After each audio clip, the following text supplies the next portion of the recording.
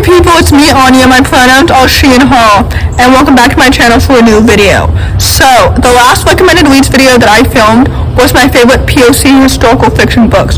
So today we are continuing that trend with another one of my favorite genres, contemporaries. So, without any further ado, the first book on this list is called Radio Silence. This book is a YA contemporary following a young, biracial, bisexual girl who meets a guy and he changes her life. Platonically, not romantically. This book is so amazing and it's so well done and I really enjoyed it. First of all, I love the platonic main friendship in this story because this book absolutely blew me away because it's so good. The friendship between Francis and Aled is so cute and it's so wholesome and it's absolutely so lovely. They're such strong, individual, engaging characters as well, and we love to see it. Alice does characters like no other. Her plots as well and the story itself are so intriguing and engaging, and this book is absolutely amazing and it deserves all the hype and so much more. So with that, I would highly recommend it. The next book on this list is called This Is What It Feels Like. This book is a YA contemporary following a trio of black former best friends who must band together again to compete in a musical competition. This book is so good and it's so well done. First of all, the three main characters are such well-developed, distinct main characters that I love them all individually as well as their friendship dynamic together, if that makes any sense. The plot was so engaging and it was absolutely so thrilling and intriguing. This story is so underrated, and for what? The friendship is so authentic and it's absolutely so realistic. The musical elements are so well done and I just really enjoyed it. This book is absolutely so awesome because it's so emotional and so excellent and it's so well developed in every single element.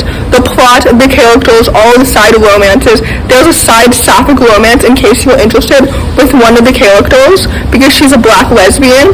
But anyway, all the three main characters are such wonderful, lovely people. And I really enjoy this book and it's so underrated. So with that, I would highly recommend it. The next book on this list is called Summer Bird Blue.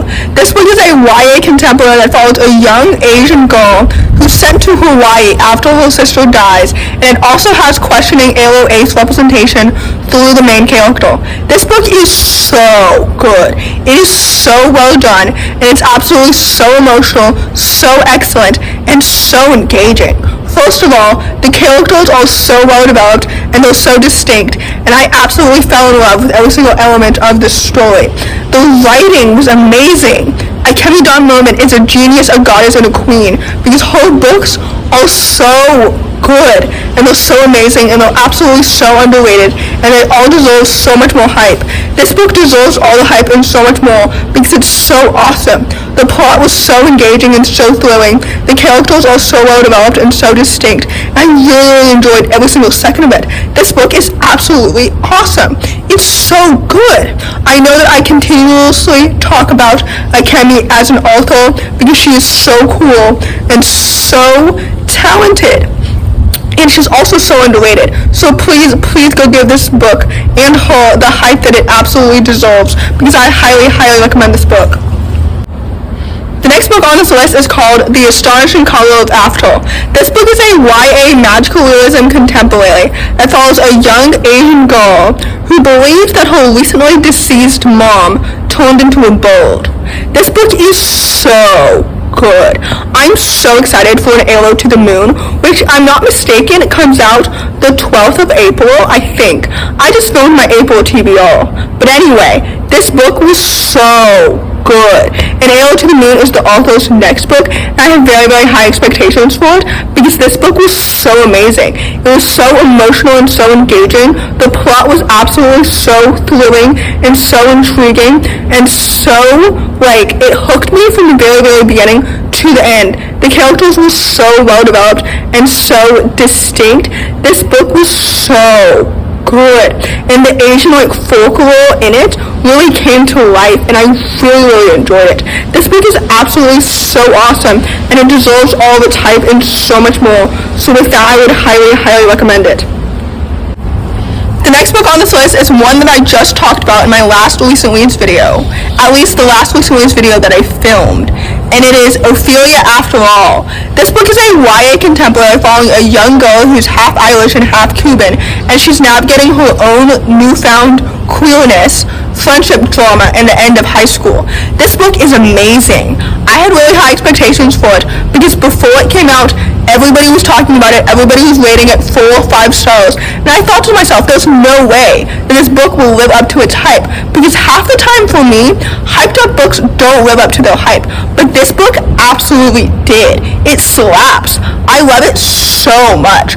First of all, the characters are so well developed, so distinct, so realistic. The queer representation was so good, and it felt so natural and so realistic and authentic. The plot was so intriguing, so engaging, so well done.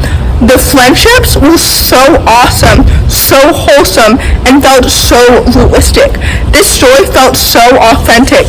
I really enjoyed it. So with that, I would highly recommend it. The next book on this list is a favorite from last year, and it is The Other Side of Perfect. This book is a YA contemporary that follows an Asian ballerina who is forced to face the darker side of her former dream after an injury, which includes facing the racism within the dance industry. I love this book so much, and there's nothing that I would change about it, because every single second of the story was so amazing, and it was so engaging. First of all, the plot was so intriguing, and it was so awesome. The characters were so well developed and so distinct.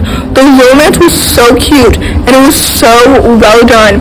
I really enjoyed this book, and I really loved how it tackled the racism within the dance industry. You know what I mean? Sometimes when authors tackle heavy topics, I'm skeptical that they're going to sweep it under the rug or make it not seem like a big deal.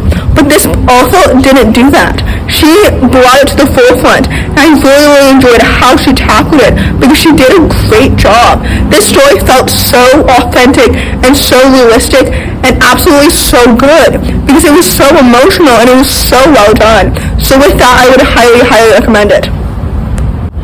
The last book on this list, and certainly not the least, is called Punching the Air. This book was one of my favorites from 2020, and it's a YA contemporary following a young black Muslim boy who gets wrongfully incarcerated. This book is so good because it's so emotional, timely, and very important, and it felt like it came from a very authentic place. The free-verse format of the story really made the story come to life so much more. I was so emotionally attached and invested in the story from the very beginning to the end. The story was everything that I wanted it to be, and so much more. This book deserves all the hype and so much more, because it's absolutely so fantastic, and it's so tremendous, and it's so emotionally driven, and it's so good.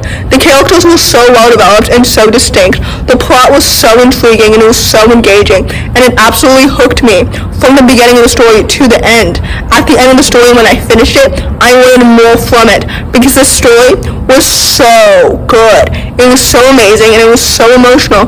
It was absolutely so timely and important and authentic, and like I mentioned, it was everything that I wanted this story to be, and so much more. So with that, I would highly recommend it. So in conclusion, I would highly recommend all of these books, and I hope that this video helps diversify your bookshelf. If you enjoyed this video, please don't hesitate to give it a big thumbs up. Comment down below the orange emoji if you made it all the way to the end of the video. Thanks for watching. Subscribe to my channel if you're new, and I'll see you in my next video. Bye!